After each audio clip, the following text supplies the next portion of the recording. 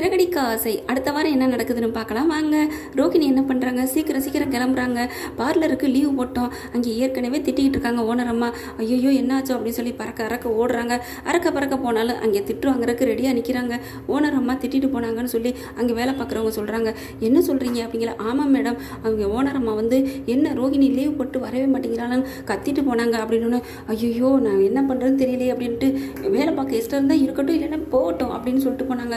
கிளம்பி நீங்கள் போயிட்டே இருப்பீங்கன்னு சொன்னாங்க அப்படின்னு சொன்னோன்னே வரட்டு நான் மேடத்திட்ட பேசிக்கிறேன்னு சொல்லிட்டு வேலை பார்க்க ஆரம்பிக்கிறாங்க ரோஹிணி. அந்த சமயம் பார்த்து இங்கே என்ன பண்ணுறாங்க, தினேஷ் இருக்காரு. தினேஷ் இருந்துட்டு ஃபோன் அடிச்சுட்டே இருக்காரு.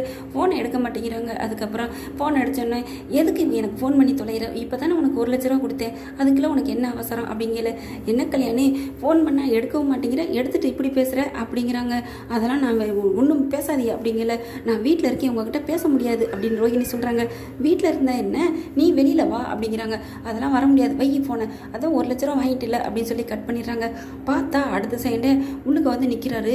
அப்படியே தூக்கி வாரி போட்டுருது. நீ பார்லருக்கு வந்தேன்னு எனக்கு தெரியும் செல்லம், இப்படியெல்லாம் பண்ணலாமா கல்யாணி அப்படிங்கல. ஏன் இப்படி தொந்தரவு பண்ணுற, உனக்கு தான் 1 லட்ச ரூபா பணம் கொடுத்துட்டேன்ல அப்படிங்கிறாங்க. ரோஹிணி என்ன சொன்னாலும் காதில் வாங்கலை. என்னம்மா நீ இப்போ தானே புதுசாக பெரிய ஷோரூம் ஓப்பன் பண்ணியிருக்க, எனக்கெல்லாம் தெரியாது நினச்சியா அப்படிங்கல. தூக்கி வாரி போட்டுருது. இது எப்படி இவனுக்கு தெரிஞ்சுன்னு. என்ன நீ இப்படியே சின்ன கடையாக பெட்டி கடை ஒரு ஓரத்துலையா பண்ணி வச்சுருக்க, பெருசாக சூப்பராக பார்த்தீங்கன்னா என்னென்னமெல்லாம் டெக்கரேஷன் பண்ணி அழகாக பண்ணி திறந்துருக்கீங்க. இந்த தினேஷை மறந்துட்ட பற்றியா, உனக்கு நான் என்ன பண்ணணும் உன்னை ஞாபகப்படுத்தி அப்படின்னு ரோஹிணி கேட்குறாங்க. என்ன பண்ணணுமா, நான் உன் வாழ்க்கையில் முக்கியமானவம்மா, நீ என்ன முக்கியமான ஆள் அப்படின்னு அங்கே வித்யா சொல்கிறாங்களா. உடனே என்ன முக்கியமான ஆளா, நான் மட்டும் போய் வீட்டில் சொன்னேன்னா உன் வாழ்க்கை கதை கந்தல், நடு ரோட்டுக்கு வந்துடுவேன் தெரியுமா அப்படிங்கிறாங்க. இங்கே பாரு போ அப்படிங்கிறாங்களா. நான் வந்த கதையை சொல்லிடுறேன், எனக்கு ஒரு ஏசி வேணும், இந்த வெயிலுக்கு என்னால் இருக்க முடியல எங்கள் வீட்டில் அப்படிங்கல. என்னது ஏசியா, அதெல்லாம் தர முடியாது.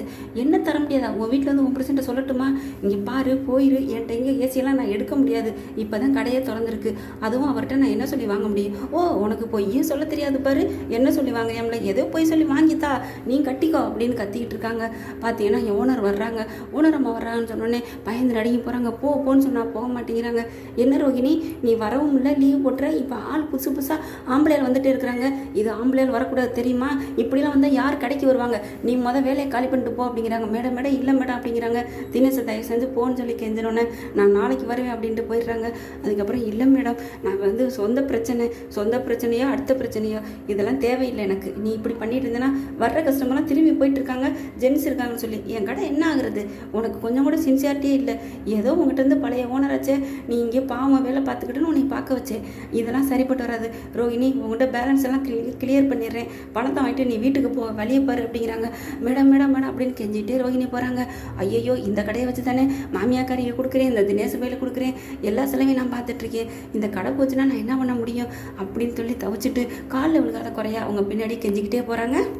ஓகே ஃப்ரெண்ட்ஸ், பார்க்கலாம் ரோஹிணி இன்னும் மாட்டுப்படுற நேரம் கொஞ்சம் தூரம் தானா இல்லை இன்னும் 1 வருஷம் இழுத்தெடுப்பாரா டைரக்டர் அப்படிங்கிறத பொறுத்திருந்து பார்க்கலாம். உங்கள் பொண்ணான கையில் ஒரு லைக்கை போட்டு சப்ஸ்கிரைப் பண்ணிடுங்க. Thank you friends.